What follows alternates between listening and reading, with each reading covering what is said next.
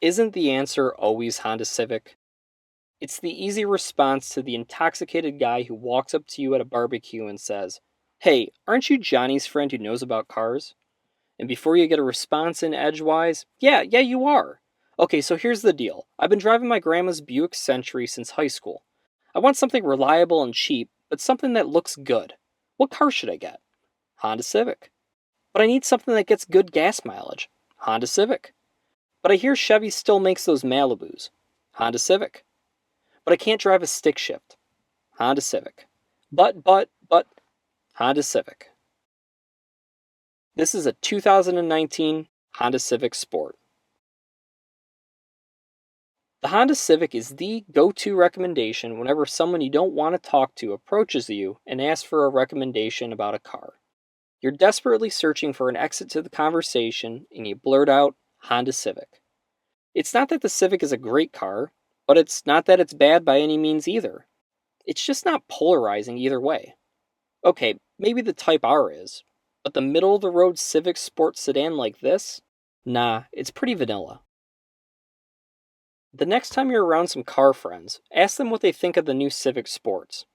I bet you don't get a single person that's passionately for or against this car. But that, in my opinion, is the key to the Civic's success. By almost all accounts, the Civic is a reliable car and has a reputation to run forever. The styling is rather conservative, even when compared to the Altima, and moreover, it's utilitarian, but still provides driver assists and a decently high-end interior, at least for the money. I try to approach each car I review without overt, preconceived notions or extreme biases. Now, it's pretty much impossible to have zero biases, but that's not necessarily a bad thing. If you don't have a baseline and other experiences, how can you compare a car to its counterparts? So going into this review, what stuck with me was what I was always told. Civics are good cars. Civics last forever. Civics hold their value. Hondas are excellent quality.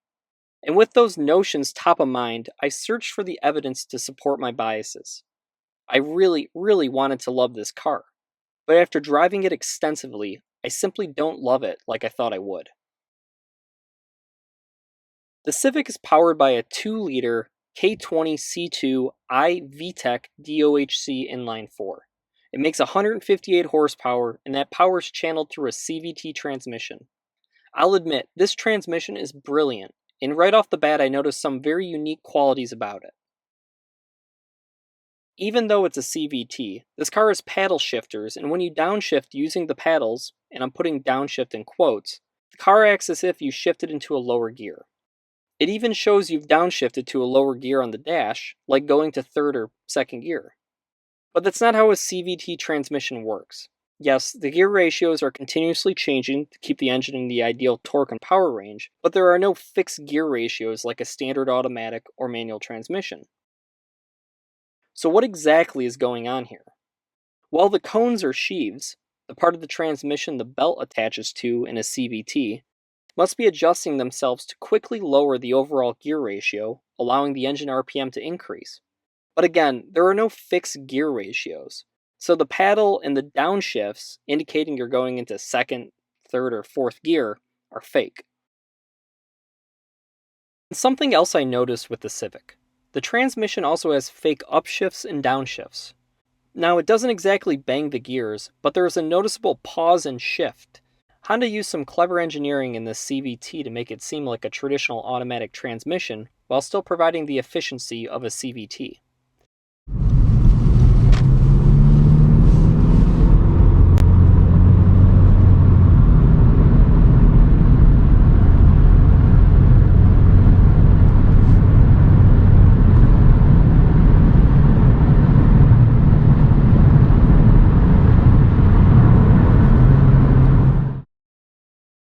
Obviously, Honda found that people don't like when their transmissions don't appear to shift, and I couldn't agree more. I'm fully on board with Honda's decision to make their CVT more like a normal automatic.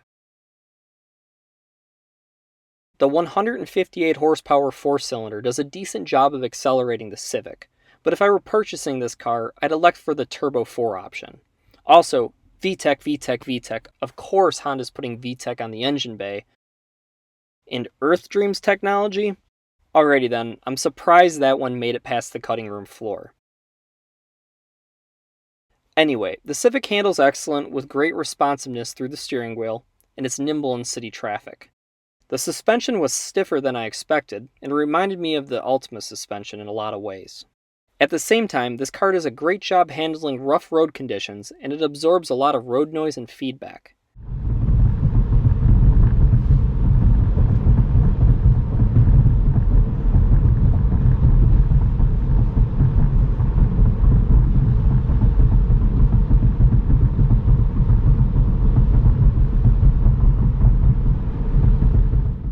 Braking is adequate, it's nothing to write home about, but you feel confident and safe when stopping from highway speeds. Overall, the cabin is relatively quiet without any rattles or squeaks. And while we're in the cabin, let's talk about this infotainment system. This infotainment system is the most backwards, confusing, and frustrating system I've ever used on a newer car. There are dozens of menus within menus, and the order of the options within the menus is illogical. Some menu options that should be accessible through the main display are only accessible through the menu in the dashboard, and vice versa. Some options appear to do absolutely nothing. Others purport to change display settings, but actually don't do so, or the changes are so minor I couldn't figure out what was actually changed. The Apple CarPlay will not sync properly with this car, so you have to plug in your phone to play the music. The volume and seat knobs are way too small and not in an ergonomic location. There's also a handful of dead buttons or spots where a button was placed with a plastic cap because this car doesn't have the particular option. Whenever you get into a new car, it'll take a few minutes to get acclimated to the controls. Generally, everything is in the same position and it's simple to figure out. You shouldn't have to spend 15 minutes to figure out settings and get to the point where you give up or have to Google how to walk through the menus. This infotainment system is so poorly designed, I would not buy this car solely because of it. I was surprised that the material inside the Civic was such high quality. No, it's not luxury, but it's far superior than the material Chevy uses. But I'm not a big fan of this dimpled golf ball like plastic adorning the dash trim. Not terrible, but not your best Honda. The gas and brake pedal are unnaturally high end for this car, finished in brushed aluminum, and I actually felt like they were kind of out of place. Oh, the pedals are not adjustable either, so if you're around 5 foot, and yes, that's very short, but many of this car's drivers are on the shorter end, you're going to be sitting uncomfortably close to the steering wheel. Also, what's brake hold? I've never seen this before and I didn't try it out. Okay, there's the electronic parking brake release and engage button, and this is a CVT, so is this hill assist? I may never know, and I can't summon the effort to Google it. And have you ever noticed that the window wiper switches are reversed in foreign cars when compared to domestic ones? Instead of pushing down on the steering stock to engage the wipers one time, like you would on the vast majority of domestic cars, you pull up on foreign cars. Interesting side bit. Anyway, as styling goes, I think this car is pretty bland. It's not ugly by any means, but it's not going to turn heads. White is definitely one of my favorite colors for the Civic, and the black accents accentuate the car nicely. But like many other new cars, there are unnecessary fake vents and grills. I know Honda recently changed the fake grills on the Type R, but why even have them in the first place? And these vents on the rear bumper just look out of place to me. The tiny spoiler on the deck lid? Now that's cool and looks pretty damn good when contrasted with the white paint. But the old school halogen bulbs with the LED accents? Those old bulbs have to go. I've said this in many of my videos before, but halogen bulbs provide inadequate illumination and are unsafe. They should be replaced with HID or LED bulbs immediately. There's something I want to point out. Look at the gaps in the panels on this car. They are far from even or symmetrical. Is this something that should stop you from buying a Civic? Absolutely not. But the point being, Honda quality is not everything it's trumped up to be. This car is on the same playing field in regard to build quality with Ford or Lincoln. It just so happens that the materials Honda uses on the Civic are far superior to the materials the big three use on their entry-level cars. Build quality is not the same as material quality. And that brings us back to the threshold question from Mr. Drunk Barbecue Guy. What car should I get?